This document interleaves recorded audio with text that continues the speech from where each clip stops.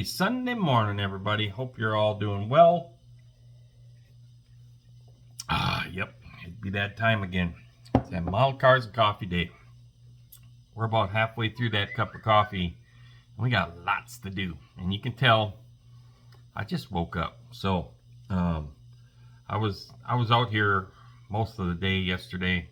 Got a lot done on the dart, and definitely, if you can see that in the background there, you can see the bench. So we definitely cleaned this place up, got things organized, and we got some more stuff done. So very productive day. Let's see here. Yes, model cars and coffee. See, I'm not with it today. So I got something here that's kind of a neat little find. As many of you know, I've been slowly digging through some old boxes that we've just basically put into the lower basement, and we just hadn't had time to go through it. But now that this shop here is built and trying to find some of this old stuff, I'm a very sentimental person. Things mean a lot to me when it's old stuff or things that have a meaning, especially if I've gotten things over the years from other friends, and those things are very sentimental. So I definitely want to display that stuff because it's stuff that I'm never going to sell. When somebody gives me something, I don't sell it. So anyhow, I get a lot of questions at times about, can I go into more depth on how model cars as a child inspired me to go into one-to-one race car building, fabrication, and then just wanting to race cars in period. So other than the standard stuff of most guys, most boys want to get their license, go fast, whatever, I think that's a very good question. So I got something here to show you on basically some of the transitions that went through the teens to spark that interest per se. So we're going to turn this camera around right after these fine messages from the great supporters that we've got for this channel, and we're going to get right into that. So hang on, everybody. We'll be right back.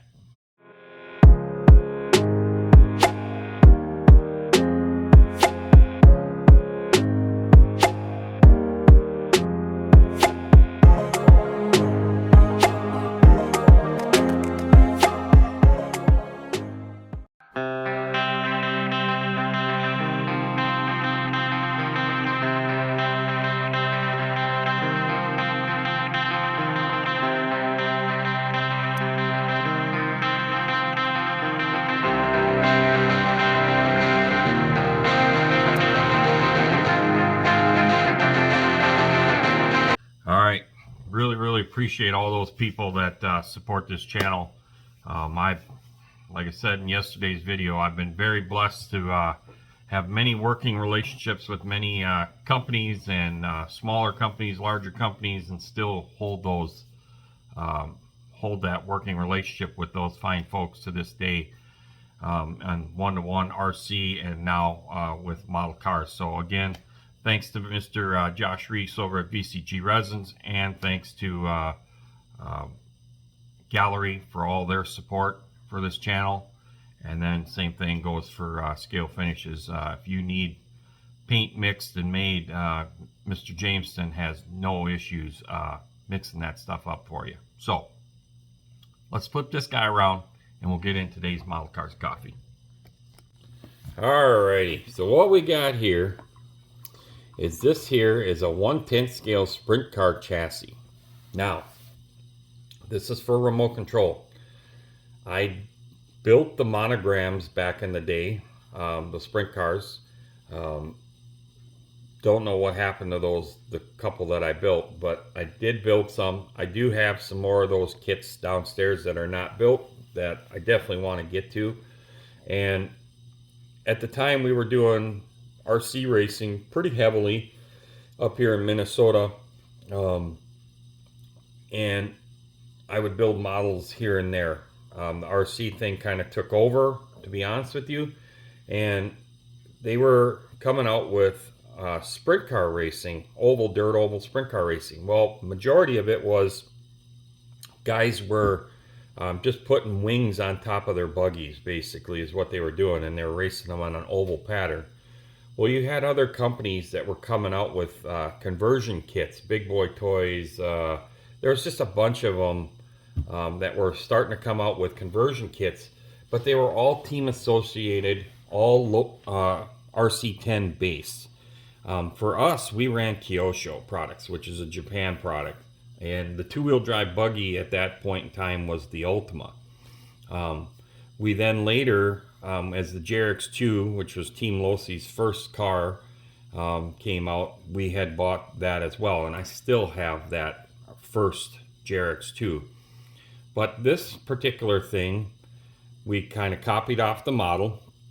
This is all just piano wire, just rod, and it's brazed together is all it is. So if I was to strip the paint, you'd see like a brass, bronzish color there. That's where it's all done. Nothing's like super fancy. It's just simply cut the length, put it in there, braze it. There was other companies that started to do these as well, but again, they were all RC10 based. So we decided to build our own, meaning me and my father basically. And this one here is set up for Kyosho Ultima. So you put the Ultima rear suspension in here, you put the Ultima front suspension in here, your gearbox sits about here, and your battery goes the long way. You would make the side panels from scratch Lexan. The wings you could buy. McAllister Racing at the time had a sprint car body that was just a one-piece molded body with a wing. You would buy that wing, you would use the wing, you would then chop the tail tank off the body, and you'd fit the tail tank in here so that you had a sprint car looking tail tank. They didn't have a ton of stuff back then for sprint cars. It was all relatively new. So that's how you did the sprint cars. This is pre-Custom Works even. So Custom Works at the time was really focused in on their four-wheel drive late model, which they called the Dominator back then.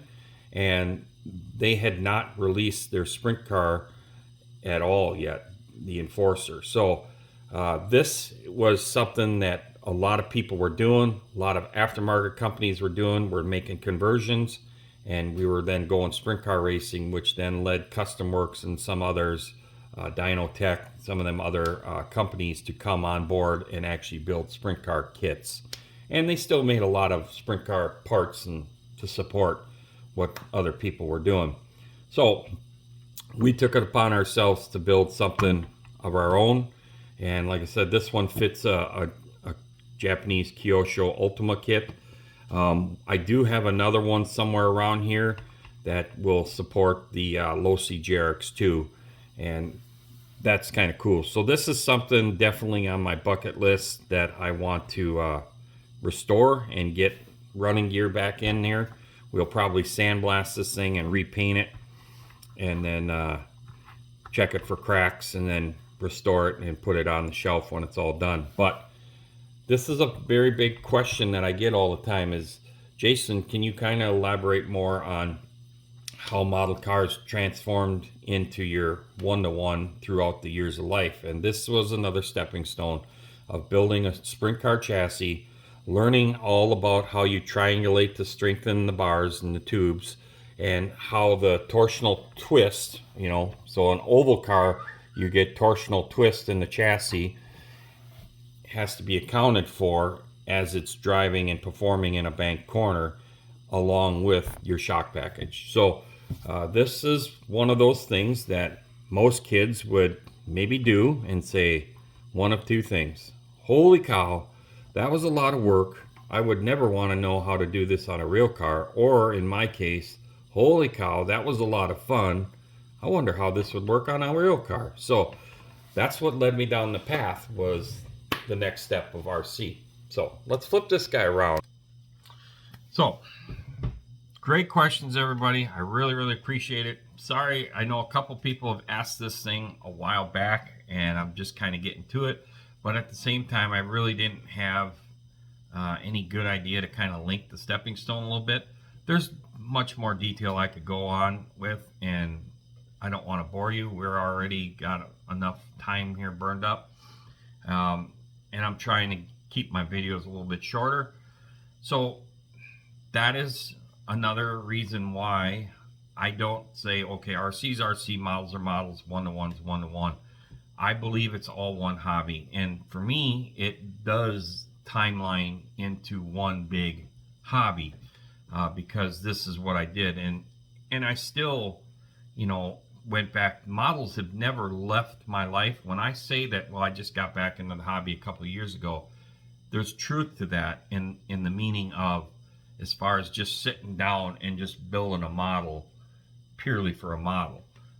There's been many times you use models for other things, and then as many of you do know that follow this channel is that I use them for slot cars as well. So everything is a transition. You can learn from all this stuff. That is definitely my whole focus with even starting a channel, is trying to figure out how I can get information out to share things that I've learned in my life. And hopefully, if I can inspire one person out of the 1,000 subscribers that I have, to me, that's a victory. That is a victory. 100%. That's what this is about. I enjoy these hobbies. I have so much fun. They totally relax me. I find myself in that. And just like yesterday's video, my mind went berserk again late that Friday night, and I found myself out in the shop milling up a chunk of aluminum because I wanted a 6-place storage rack for my airbrushes. Did I really need it? Probably not, but did I have fun making it? Absolutely. And to me, that's what this stuff is all about. So I hope this has been informative. I really appreciate all you fine folks for watching this crap or whatever, like Chuck would say. But I enjoy this. I enjoy just being out here working on stuff and then hanging out with the fellas. So for that, I think we're going to call this video done. Again, if you really, if you're new to this thing and you really enjoy this content, go down there and give me a subscribe if you haven't already.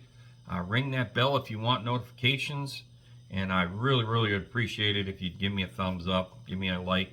That means a lot to me. Definitely helps the algorithm. And we're going to keep this community growing and definitely incorporate more one-to-one and some RC stuff in the near future. We're definitely working on some stuff right now. So with that being said, we'll see y'all on the next one, and we'll talk to y'all later. Bye-bye.